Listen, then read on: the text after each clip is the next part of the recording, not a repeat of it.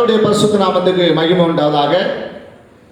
அருமை, இந்த ஞாயிற்றுக்கிழமை கால வேளையில் Trinity church news YouTube channel மூலமாய் உங்களை சந்திப்பதிலே நான் மிகுந்த மகிழ்ச்சி அடைகிறேன்.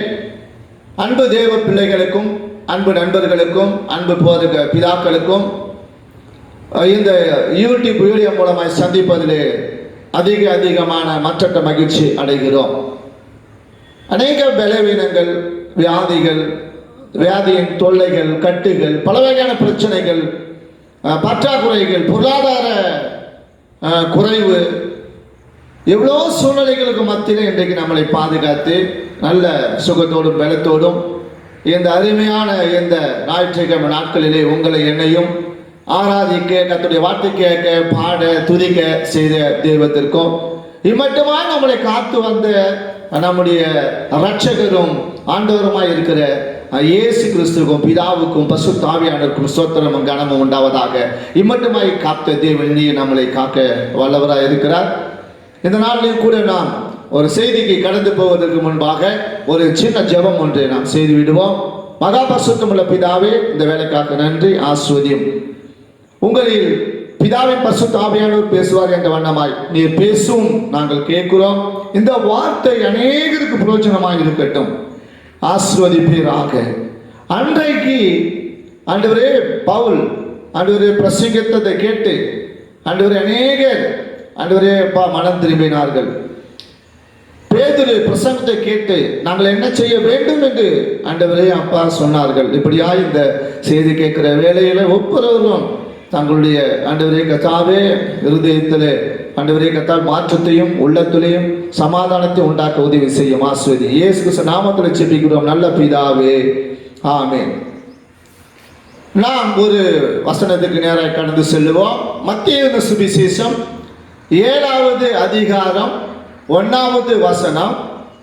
நீங்கள் குற்றவாளிகள் என்று தீர்க்கப்படாதபடிக்கு மற்றவர்களை குற்றவாளிகள் என்று தீர்க்காதீர்கள் என்று மிக அருமையாய் நம்முடைய அருமை இரட்சகரும் ஆண்டவருமாய் இருக்கிற இயேசு நமக்கு திரு வார்த்தையை நமக்கு சொல்லியிருக்கிறார். இது என்னவென்றால், நீங்கள் உங்களையே குற்றவாளிகள் என்று தீர்த்து கொள்ளாமல், உங்களையே நீங்கள் குற்றவாளிகள் என்று அறிந்து கொள்ளாமல், மற்றவர்களை நாம் குற்றப்படுத்துவது, மற்றவர்களை நாம் குற்றவாளியாக்குவது, மற்றவர்களையே நாம் காரணம் காட்டிக் கொண்டு இருப்பது பிரியமானவர்களே, அது நல்லது அல்ல. ஏன் என்று சொன்னால், மற்றவர்களை குற்றவாளிகள் என்று நீ தீர்ப்பதற்கு முன்பாக உன்னுடைய குற்றத்தையும் குறைகளையும் பாவத்தையும் மீறுதலை நீ உணர்ந்து அதிலிருந்து மனம் திரும்பாய் என்று சொன்னால் கர்த்தர் உன்னை இந்த நாட்களிலே ஆசீர்வதிக்க சித்தமாயிருக்கிறார். ஆகையினாலே நீ குற்றவாளி என்று முதலாவது உன்னை நீ ஆராய்ந்து பார். அதுதான் தேவன் விரும்புகிறார். இங்கே ஒரு சம்பவம் நடக்கிறது. இந்த சம்பவம் என்னவென்று சொன்னால், இவர்கள் தங்களை பற்றி அல்ல மற்றவர்களை பற்றி தான் பார்ப்பாங்க. மற்றவங்க என்ன செஞ்சுட்டு இருக்கிறாங்க அப்படி என்று தான் பார்ப்பார்கள். நீங்கள் யோவான் என்கிற சுவிசேஷம் 8வது அதிகாரத்திலே நீங்கள் பார்ப்பீர்கள் என்று சொன்னால் 6வது வசனத்தையும் நீங்கள் 10வது வசனத்தையும் நீங்கள் வாசிக்கும் பொழுது அங்கே மிக அழகாய் ஒன்றை நாம் பார்க்கிறோம். அவருமே குற்றம் சாற்றுவதற்கான காரணம் உண்டாக்கும் பொருட்டு அவரை சோதிக்கும்படி இப்படி சொன்னார்கள். இயேசுவோ குனிந்து விரலினால் தரையிலே எழுதினார். அதே நீங்கள் 10வது வசனத்தை வாசிக்கும் பொழுது இயேசு நிமிர்ந்து அந்த ஸ்திரியை தவிர வேறு ஒருவரையும் காணாமல், ஸ்திரியே, உன்மேல் குற்றம் சாட்டினவர்கள் எங்கே? ஒருவன் ஆகினும் உன்னை ஆக்கினைக்குள்ளாக தீர்க்கவில்லையா என்றார். இப்போ இவர் அங்கே தேவாலயத்திலே அவர் உபதேசம் பண்ணி கொண்டு இருந்ததை நாம் பார்க்கிறோம். அப்போ இந்த பரிசேயர்களும் இந்த சதுசேயர்களும் என்ன செய்யறாங்கன்னா, அவரை குற்றப்படுத்த வேண்டும் என்பதற்காக, அவரை சோதிக்க வேண்டும் என்பதற்காக இந்த ஸ்திரியை அவர்கிட்ட கொண்டு நிறுத்துறாங்க. இப்போ இந்த ஸ்திரீ ஒரு விபச்சாரம் செஞ்ச பெண்ணு. ஆனா மோசே பிரமாணத்தின்படி குற்றம் செஞ்ச இப்படிப்பட்ட விபச்சாரம் செய்தவர்களை கையங்காலமாய் பிடித்து விட்டால் அவர்களை கல் எடுத்து அடித்து சாகடிக்க வேண்டும் என்றுதான் அந்த மோசையினுடைய நியாய பிரமாணம். ஆனால் இவர்கள் பார்த்த உடனே இவர்களை கொண்டு போய் அவர்களை ஞானம் தீர்த்து இருக்கலாம், அடித்து சாகடித்து இருக்கலாம். ஆனால் இவர்கள் இப்பொழுது ஒரு சம்பவம் நடக்கிறது என்னன்னா, இயேசுவை கொண்டு வந்துட்டாங்க.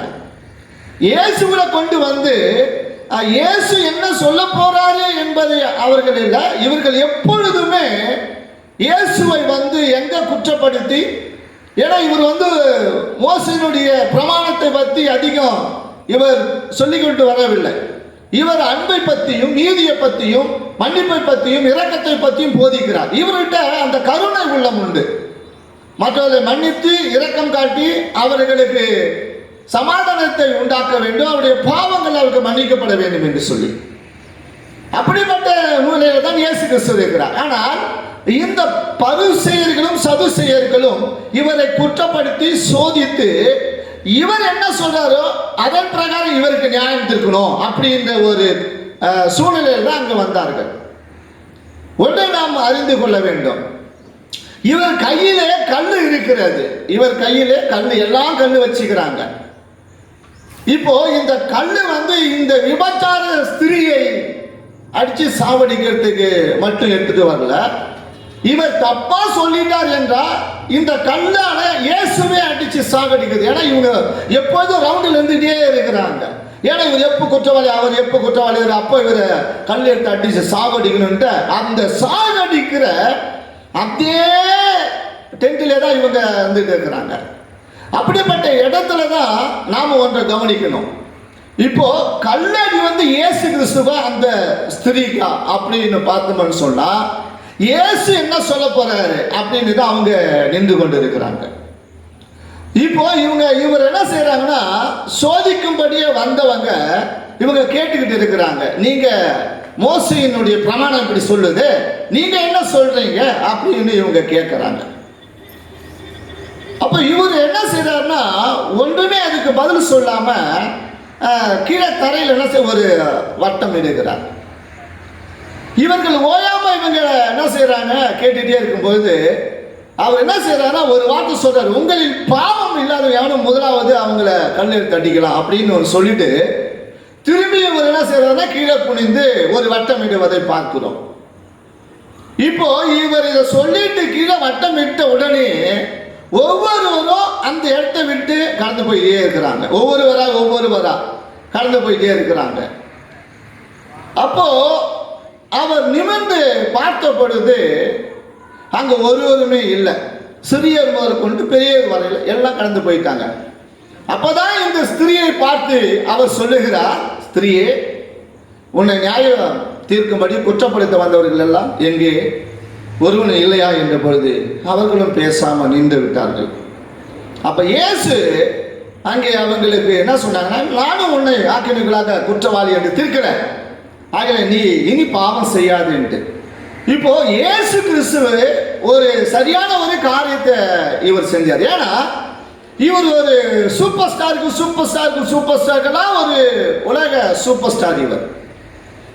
இவர் வந்து நியாய பிரமாணத்தையும் தள்ளல, மோசேயுடைய நியாய பிரமாணத்தையும் தள்ளல, இவருடைய அன்பின் கருணையும் தள்ளல. இவர் அன்பின் கருணையை காட்டி அந்த பெண்ணை விடுவித்து இருந்தார் என்று சொன்னா உடனடியாக இவரை கல்லை எடுத்து அடிச்சு சாவடிச்சிருப்பாங்க. ஒருவேளை இவர் நியாய பிரமாணம் சரிதான், மோசடி பிரமாணம் சரிதான் அப்படின்னுட்டு அவர் சொல்லியிருந்தாங்க, அந்த பெண்ணை அடிச்சு சாவடிச்சிருப்பாங்க. இப்போ இது ரெண்டுக்கு நிலையில ஆண்டவர் என்ன செய்யறாருன்னு சொன்னா, நியாய பிரமாணமாகிய மோசையின் பிரமாணத்தையும் தள்ளல, தன் அன்பின் கருணையின் பிரமாணத்தையும் அவர் தள்ளவில்லை. அல்லேலூயா. அப்போ நீங்கள் நல்லா கண்டு கொள்ள வேண்டும், இவங்க இயேசுவை அடிச்சு சாகடிக்கணும்னு நோக்கத்தோடு தான் திட்டத்தோடு தான் வர்றாங்க. யாரை வைத்து? இந்த விபச்சார ஸ்திரியை வைத்து. இவர்கள் அடித்து சாவடிக்கணும்னா அங்கேயே வச்சு சாவடிச்சிருக்கலாம். எங்க அவங்க பார்த்த இடத்துல அடிச்சா, ஏன் இவங்க இயேசுக்கு கொண்டு வராங்க? இன்னைக்கு அநேக இன்றைக்கு சபையில் இன்றைக்கு பார்த்தீங்கன்னா அநேகர் இன்றைக்கு முன்னோடிகளாக இருக்கிறவங்க, நல்லா கொடுக்கிறவங்க, நல்லா உழைக்கிறவங்க, இவங்கெல்லாம் இப்படி சபையில் ஊழியக்காரனையும் சபையும் ஊழியத்தையும் குற்றப்படுத்தி தான் இருப்பாங்க.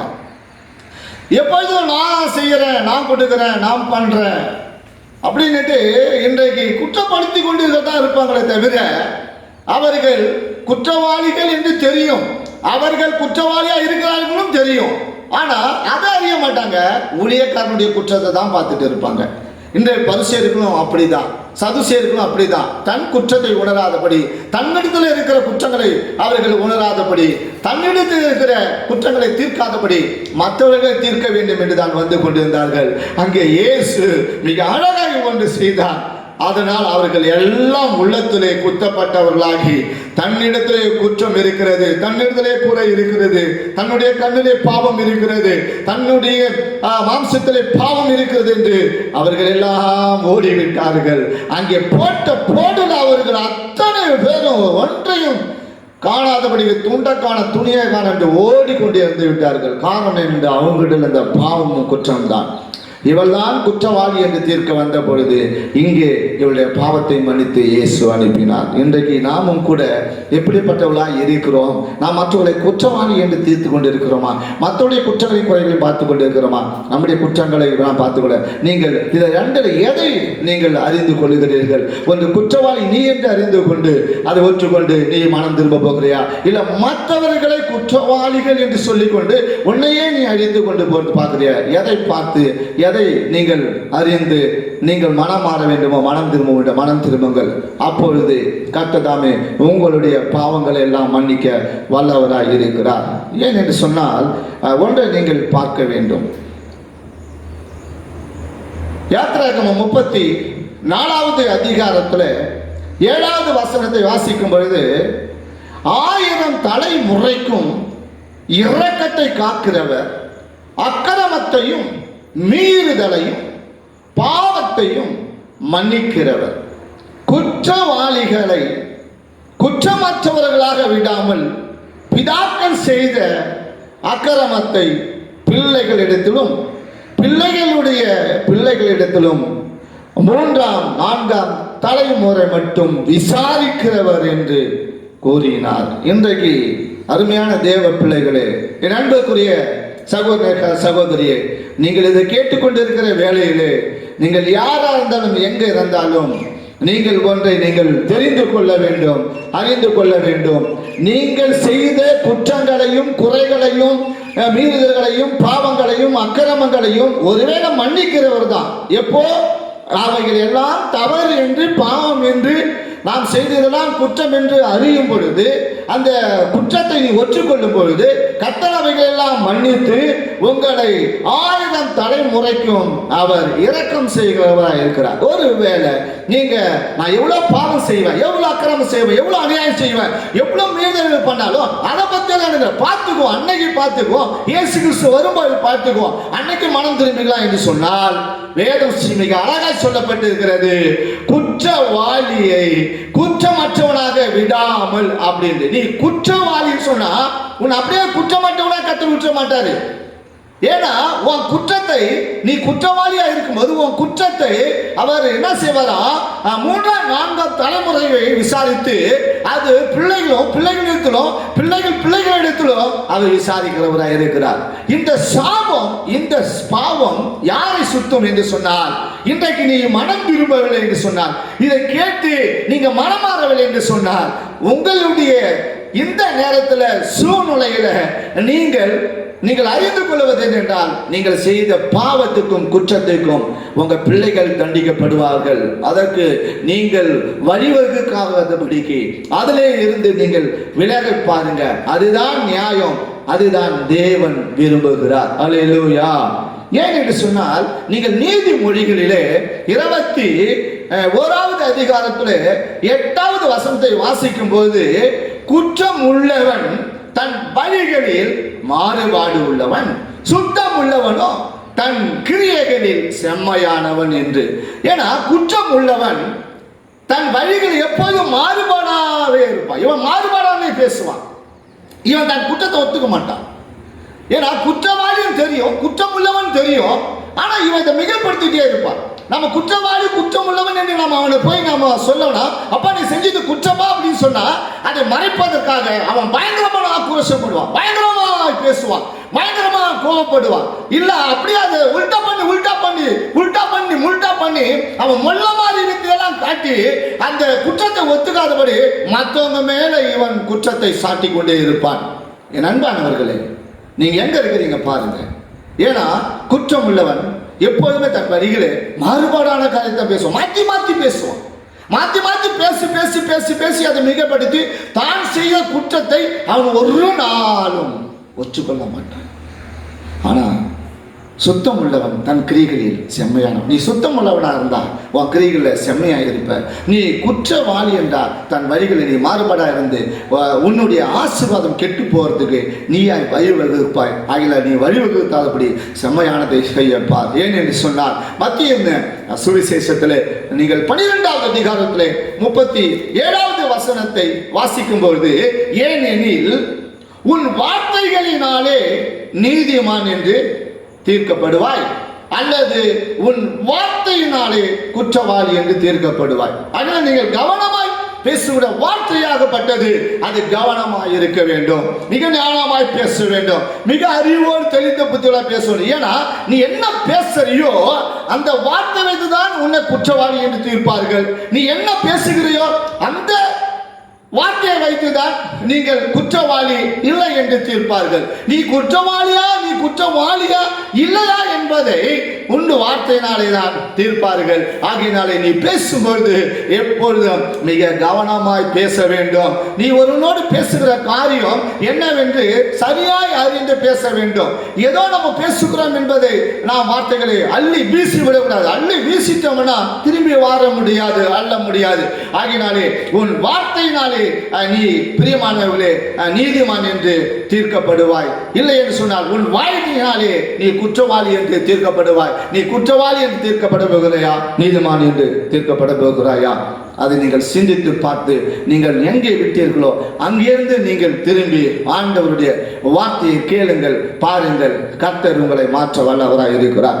மத்தேயு சுவிசேஷம் 12வது அதிகாரத்தில் நீங்கள் 7வது வசனத்தை வாசிக்கும் பொழுது, பலியை அல்ல இரக்கத்தையே விரும்புகிறேன் என்பதின் கருத்து இன்னதென்று அறிந்தீர்களானால் குற்றம் இல்லாதவர்களை நீங்கள் குற்றப்படுத்த மாட்டீர்கள். இன்றைக்கு தேவன் எதை விரும்புகிறார் என்றால் பிரியமானவர்களே இரக்கத்தை விரும்புகிறார், பலியை அல்ல.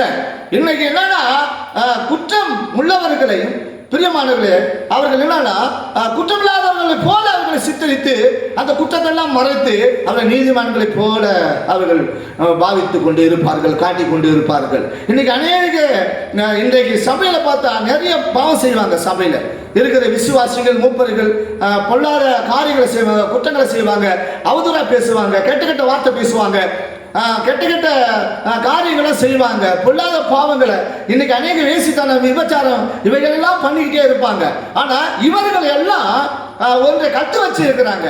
என்னன்னா நம்ம வெகுமதிகளை கொண்டு போய் கொடுத்துட்டா, காணிக்கு அந்த நேரத்தில் ஒரு லப்பனை காணி கொடுத்துட்டா, தசம பாகத்தை அப்படியே அச்சடியாரமாக கொடுத்துட்டாக்கா, அப்படியே நம்ம செஞ்சது எல்லாம் பாஸ்டம் மாற்றி அப்படியே எல்லாத்தையும் சரி பண்ணி நம்மளை குற்றவாளி அப்படி தீர்க்காதபடிக்கு, குற்றம் உள்ளவன் என்று தீர்க்காதபடி, குற்றவாளிகள் என்று எல்லாரும் மத்தியிலும் அப்படி நம்மளை பெருமையாக பேசுவார்ன்றதுக்காக இப்படி இவர்கள் என்ன செய்யறன்னா தசமபாக பலியாகிய, காணிக்கை பலியாகிய, பொருத்தனை பலியாகிய, ஸ்பெஷல் காணிக்கை பலியாகிய இப்படிப்பட்ட காரியங்களை இவர்கள் செலுத்தி தங்களுடைய குற்றத்தை பிரியமானவர்களே இவர்கள் உணராதபடிக்கு தங்களுடைய குற்றங்களில் இருந்து விடுபடுவதற்கு பார்க்கிறார்கள். இது மிக மிக மிக தவறு. இது மிக மிக தேவனுக்கு அருவருப்பானது. ஆகையினால என் அன்பு சகோதரனே சகோதரி, நீ வேணும்னா பாஸ்டர் ஏதாவது கொடுத்துட்டு, நீங்க ஏதாவது காணிக்கை கொடுத்துட்டு, பாஸ்டர் ஏதாவது தசம பாகத்தை கொடுத்துட்டு, ஒரு லப்பான நீங்க காணிக்கை கொடுத்துட்டு, ஒருவேளை நீங்க என்ன செய்யலாம் என்றால் பிரியமானவர்களே உங்களை நீதிமான்களை போல குற்றமில்லாத மாற்றுகள். ஆனா கர்த்தர் ஒண்ணு நீ பார்த்து கொண்டு இருக்கிறார். ஹல்லேலூயா. நண்பானவர்களே, நீங்கள் காணிக்கையினால வென்று விடலாம், அதனால தசமபாகத்தில் வென்று விடலாம், ஸ்பெஷல் காணிக்கையால் வென்று விடலாம். அப்படின்னா அது உனக்கும் ஊழியக்காரனுக்கும் ஆச்சு. ஆனால் கர்த்தர் மேலே இருந்து பண்ண என்னையும் பார்த்துக்கிறார். ஏன் என்று சொன்னால் நல்லோர் மேலும் தீயோர் மேலும் அவருடைய கண்கள் நோக்கமாக இருக்கிறது. என் அன்புக்குரியவர்களே, நீங்கள் பார்த்து இந்த நாட்களிலே நீங்கள் எங்க தவறி இருக்கிறீர்களோ அந்த இடத்துல இருந்து நீங்கள் மனம் திரும்புங்க. அதுதான் தேவன் விரும்புகிறார். ஏன் என்று சொன்னால் இவர் எப்பொழுதுமே இவர் குற்றம் உள்ளவர்களை ஒரு நாள் என்ன செய்வது, குற்றவாளியாய் அவர் விட மாட்டாரு. குற்றம் உள்ளவர்களை நீங்கள் ஒரு நாளும் பிரியமானவர்களை நீங்கள் குற்றப்படுத்தாதீங்க. ஏனென்று சொன்னால் நீங்கள் குற்றம் இல்லாதவர்களை நீங்கள் குற்றப்படுத்தும் பொழுது நீங்கள் அந்த பிரியமானவர்களே குற்றத்துக்கு நீங்கள் துணையாய் போய் விடுவீர்கள். ஆகையினால குற்றம் இல்லாதவர்களை நீங்கள் ஒரு நாளும் குற்றப்படுத்தாதீங்க. நீங்க குற்றம் செஞ்சவர்களை நீங்கள் குற்றவாளி இல்லாதவர்கள் போல நீங்கள் பாவிக்காதீர்கள். இங்கே ஒரு சம்பவம் நடக்கிறது. தானியேல் எழுதின தீர்க்கதரிசன புஸ்தகத்தில் 6வது நீங்கள் அதிகாரத்தில் நீங்கள் 4வது வசனத்தையும் 5வது வசனத்தையும் நீங்கள் வாசிக்கும் பொழுது அங்கே மிக அழகாக சொல்லப்பட்டிருக்கிறது.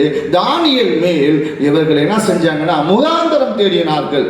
தானியேல் மேல் அவர்கள் என்ன செஞ்சாங்க, குற்றப்படுத்தும்படி அவங்க என்ன செஞ்சாங்கன்னா முகாந்தரம் தேடினாங்க.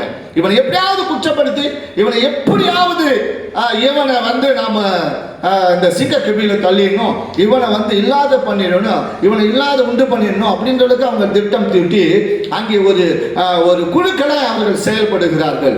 ஆனாலும் பிரியமானவர்களே, தானியேல் இடத்துல ஒரு குற்றம் அவர்களை கற்றுப்பிடிக்க முடியவில்லை. அப்படி அவர்கள் என்னதான் கண்டுபிடித்தார்கள் என்று சொன்னால் வேத விஷயத்திலே தவிர மற்ற காரியத்தில் தானியேலை குற்றப்படுத்த முடியவில்லை. ஆகையினால இந்த வேத விஷயத்திலே அவரை குற்றப்படுத்தி அவர் சிங்கக்கவிலை போடுவதற்கு வேண்டிய எல்லா விதமான சூழலையும் ஏற்படுத்தி சிங்கக்கவிலை கொண்டு போய் போட்டார்கள். ஆனாலும் 22 நீங்கள் 24வது வசனத்தை வாசிக்கும் போது அதே 6வது அதிகாரத்திலே தேவனாகிய கர்த்தர் தானியேலுக்கு உதவி செய்தார். தானியேலை பிரியமானவர்களை குற்றப்படுத்த அத்தனை பேரையும் அந்த சிங்கக்கவில தானியேலை எங்க கொண்டு போட்டார்களோ, தானியேல் எந்த சிங்கத்தில் போட்டார்களோ அதே சிங்கக்கவில அதே அந்த சிங்கத்தில் கொண்டு போயிட்டு இவர்களை அதை குற்றப்படுத்த முடியாத அந்த குற்றவாளிகளை கொண்டு போய் போட்ட பொழுது அவர்கள் போட்ட நிமிஷத்திலேயே அங்கே அவருடைய எலும்புகள் முழுவதையும் நொறுக்கி போட்டது என்று நாம் பார்க்கிறோம். ஆம் பிரியமானவர்களே, இன்றைக்கு சபையில் இன்றைக்கு ஊழியக்காரனுக்கு விரோதமாய் சபைக்கு விரோதமாய் ஊழியக்காரனை குற்றப்படுத்தலாம், சபையை குற்றப்படுத்தலாம், ஊழியத்தை குற்றப்படுத்தலாம் என்று சொன்னால் நீங்கள் தான் தோல்வி அடைந்து போவீர்கள், நீங்கள் தான் ஏமாற்றம் அடைந்து போவீர்கள். ஆகையினாலே குற்றம் இல்லாதவர்களை நீங்கள் ஒரு நாளும் குற்றப்படுத்தாதீர்கள். குற்றம் இல்லாதவர்களுக்கு விரோதமாய் நீங்கள் முகாந்திரம் தேடாதீங்க. எங்க குற்றப்படுத்தி அவர்களை குற்றப்படுத்தலாம் என்று நீங்கள் பிரியமானவர்களை பார்க்காதபடிக்கு உங்களுடைய குற்றங்களை உணர்ந்து நீங்கள் மனம் திரும்புங்க. அப்பொழுது தேவனாய் கர்த்தர் உங்களை ஆசீர்வதிக்க சித்தமாயிருக்கிறார். ஆகையினாலே இந்த நேரத்தில் நீங்கள் பிரியமான அன்பு சகோதர சகோதரி, நீங்கள் குற்றவாளிகள் என்று தீர்க்கப்படாதபடிக்கு மற்றவர்களை குற்றவாளிகள் என்று தீர்க்காதீர்கள். உங்களையே நீங்கள் ஆராய்ந்து பாருங்கள், செம்மையான காரியங்களை செய்ய முயற்சியுங்கள். நீங்கள் உங்களையே குற்றவாளிகள் என்று பிரியமானவர்களை தீர்த்து கொண்டு மற்றவர்களை குற்றவாளியாக்காதபடிக்கு நீங்கள் மனம் திரும்பி வாழ பாருங்க. அதிகமாக வேதத்தை வாசிங்க, அதிகமாக வேதத்தை நேசிங்க, ஆண்டவரோடு கூட ஐக்கியப்படுங்க. அப்பொழுது மேலான தேவ சமாதானம் உங்களுக்கு உண்டாயிருக்கும். நீங்கள் குற்றவாளிகள் என்று நீங்கள் தீர்க்காதபடி ஒரு நாள் மற்றவர்கள் குற்றவாளியை தீர்க்காதீர்கள். கர்த்தர் உங்களை ஆசீர்வதிப்பாராக. நாம் கண்களை மூடி நாம் ஜெபம் பண்ணுவோம். மகா பரிசுத்தமுள்ள பிதாவே, இந்த நாளிலே கூட ஆண்டவரே தங்களை குற்றவாளி என்று எண்ணாதபடி மற்றவர்களை குற்றவாளி என்று தீர்க்காதபடிக்கு ஆண்டவரே குற்றவாளிகள் என்ற விஷயத்தில் தங்களை குற்றத்தை குறையும் பார்த்து மனம் திரும்பி இவர்களாம் ரட்சிக்கப்பட்டு ஆண்டவரே இவர்களுடைய குற்றங்கள் வேதனைகள் எல்லாம் நீங்கி ஆண்டவரே அப்பா இவர்கள் செம்மையான காரியங்களை செய்வதற்கு வேதத்தை வாசிக்க ஜெபிக்க ஆண்டவரே அதிகமாய் ஆண்டவரே வேதத்தை தேடி வாசிகளை மாற்றும். வேத வாசிக்க சத்தியத்தையும் அறிவீர்கள், சத்தியம் உங்களை விடுதலையாக்கும் சொன்ன கர்த்தர் அவர்கள் சத்தியத்தினால விடுதலையாக்கி பாதுகாத்து கொள்ளும். ஆசீர்வதிப்பீராக. இப்பொழுதே ஆண்டவர் இந்த வார்த்தை கடந்து சென்ற அத்தனை பேர் உள்ளத்திலும் ஒரு மாற்றத்தையும் அவர்கள் குற்றவாளி, நான் குற்றவாளி, என்ன குற்றவாளி என்று நான் தீர்க்காதபடி நீ மாற்றவரை நான் குற்றவாளி என்று தீர்க்க மாட்டேன் என்று முடிவு எடுக்க தீர்மானம் எடுக்க உதவி செய்யும். ஆசீர்வதிப்பீராக. இயேசு கிறிஸ்துவின் நாமத்தில் ஜெபிக்கிறோம் நல்ல பிதாவே, ஆமென். God bless you. கர்த்தர் உங்களை ஆசீர்வதிப்பார்.